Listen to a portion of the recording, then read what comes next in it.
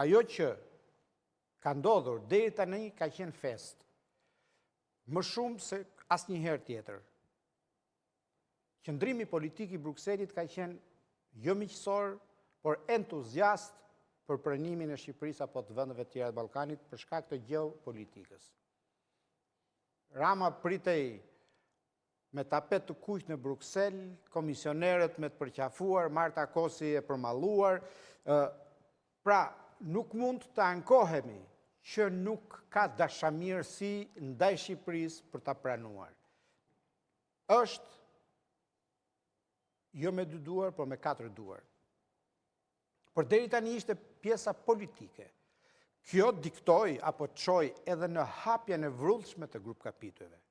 Sepse për Shqipëria për herë të parë po aplikon hapjen jo të kapitulli pas kapitulli, se do duheshin 35 njëri pas tjetrit, por u hapën në 5 grupe me paketa. Dhe u hapën më shpejt se me asnjë vend tjetër kandidat. Dhe kjo ishte sërish dëshmi e vullnetit të mirë të BE-s. Ishim bashkë me Maqedoninë, për shkak se Maqedoninë e bllokoi fillimisht Greqia, pastaj Bullgaria, për të mos u penguar me ne, u ndam, që ne të mund të vazhdonim. Sot, befas dalin pretendime që mund ketë sa vënde atje, që nuk na kanë fort me qef, që mund të thonë ata, po se tash u bën ata Ballkanavësit na vinë këtu, u bën këtë çunat e lagjës varfër të vinë këtu ke lagja pasur. Kam përshtypjen tani. Qeveria po kupton që nuk ai entuziazmi i tapetit kuq këtu nuk ka më vlerë. Tani po flasim për negociata. Negociatat janë hap kapitullin e parë. Çfarë ka? Kërkesa 1, 2, 3. Njerëzit që merren me kriteret nuk janë politikanë, janë teknicent. Dhe teknicentët janë si doktorit, viziton jesmur, thot X e jesmur. Je mirë, X e je mirë. Nuk ka turp të thotë që kjo gjëja nuk bën.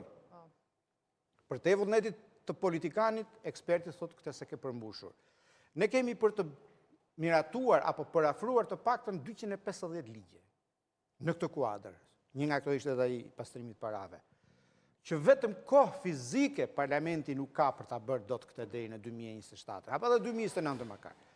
Por pastaj vinë ata të tjerët që do të verifikojnë që ky ligj që u miratua apo zbatohet, çfarë impakti po jep ky u miratuar ligji pastrimit parave, po apo zbatohet ky ligj?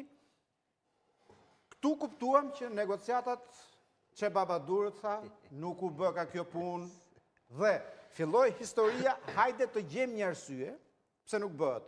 Dhe arsyeja është që mund mos na duan ata dhe megjithatë surri goja dhe këtu brenda, flasin këta. Thonë që Shqipëria është e korruptuar, thonë që neve jemi hajdutën. Në fakt, nuk është as e para, as e dyta. Negociatat janë 100% përgjegjësi e jona. Nëse bëhen, është merit e jona. Nëse nuk